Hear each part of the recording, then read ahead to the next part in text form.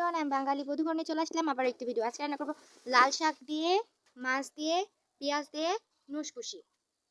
শাকটি রান্না করার জন্য প্রথমে কিছু কাঁচামরিচ দিয়ে নিব, কিছু পেঁয়াজ দিয়ে নিব। যেহেতু আমরা লাল শাকে নুসকুশি করবো সেজন্য পেঁয়াজ বেশি দিয়ে এবারে তেল দিয়ে দিব। এবার ভালোভাবে নাড়াচাড়া করব। দিয়ে দিব মাছ। তেলানি করা হয়ে গেলে দিয়ে দিব মাছ। ঝাল, লবণ, হলুদ দিয়ে ভালোভাবে মাছগুলো তেলানিতে দিয়ে ভালোভাবে নাড়াচাড়া করব। মাছগুলো দিয়ে দেওয়া হলে মাছগুলো দিয়ে ভালোভাবে নাড়াচাড়া করার পরে লাল শাকগুলো দিয়ে নিব। দিয়ে দিব পরিমাণ মতো পানি। পানি দেওয়া হয়ে গেলে ঢাকনা দিয়ে ঢেকে দিব। কিছুক্ষণ পরে ঢাকনাটি সরিয়ে নিব, নিয়ে ভালোভাবে নাড়াচাড়া করে নিব। মাছগুলো যাতে আউলে যায় সেভাবে নাড়াচাড়া করব। কিছুক্ষণ ধরে নাড়াচাড়া করে নিলে আমাদের রান্না শেষ। আপনাদের যদি ভিডিওটি ভালো লেগে থাকে তাহলে লাইক, কমেন্ট, সাবস্ক্রাইব করবেন।